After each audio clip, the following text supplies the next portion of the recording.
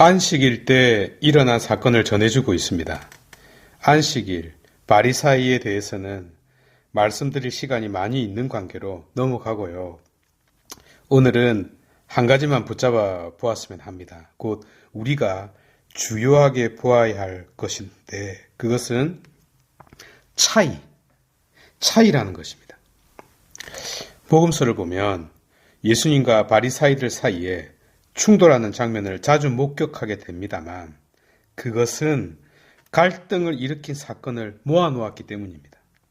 말하자면 예수님과 바리사이들은 율법 때문에 부딪히긴 했으나 그렇게 자주 충돌을 일으킨 것은 아닙니다.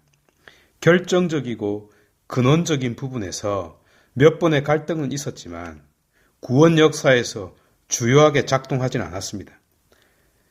우리가 율법의 눈으로 역사상의 예수님을 바라보면 그분은 율법을 반대하거나 폐기 처분하는 사회적 반항아처럼 보입니다만 똑같은 안경을 쓰고 자세히 보면 율법을 넘어서는 자로 보입니다.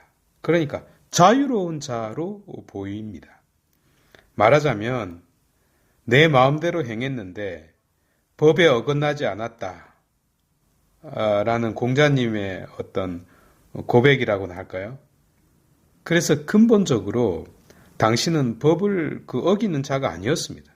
하지만 엄연히 존재하는 법이라는 토대 위에서 규정하자면 예수님은 법 철학자에 가깝습니다. 여러분, 법이 어떻게 생겨나죠? 법 철학이라는 토대 위에서 법이라는 건물이 올라가는 것입니다. 그러면서 문제를 해결하고 혼란을 수습하고 불만을 잠재우는 것이죠. 그러나 법이란 마지노선과 같기 때문에 모든 경우에 생겨나는 모든 문제를 해결할 수는 없습니다. 그래서 유다 전통에서 발생한 것이 탈무드 아니겠어요? 소위 해석학의 교과서이자 개인 교사와 같은 거죠. 예컨대 어떤 경우에는 명확하고 구체적인 규정이 없습니다. 이때 어떻게 해야 되죠? 물어보는 것입니다. 물어보는 겁니다. 그러면 랍비들이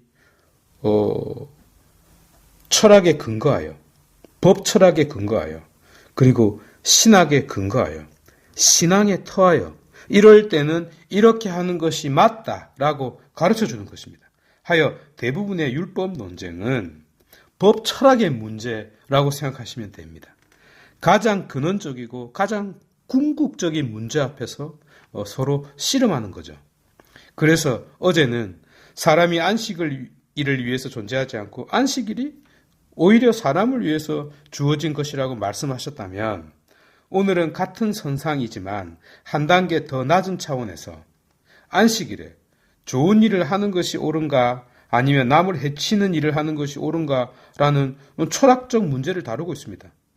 저는 이런 문제를 신학적 철학이라고 부르고 싶어요. 신학적 철학이라고 정의하고 싶은데 이것은 지금도 적용되는 부분이 많습니다.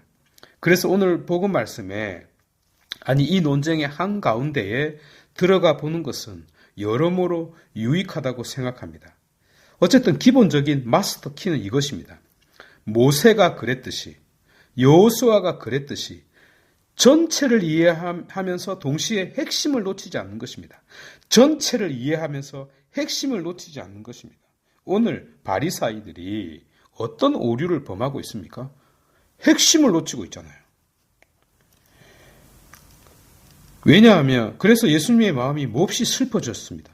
왜냐하면 율법의 핵심만 놓쳤으면 다행인데 왜냐하면 가르쳐주면 되니까요. 그런데 무엇을 놓치고 있어요? 자신이 인간이라는 사실을 놓치고 있어요. 나아가 자기 자신마저 잃어버리고 있어요. 결국 자신을 잃어버림으로써 하느님조차 잃어버리고 있네요.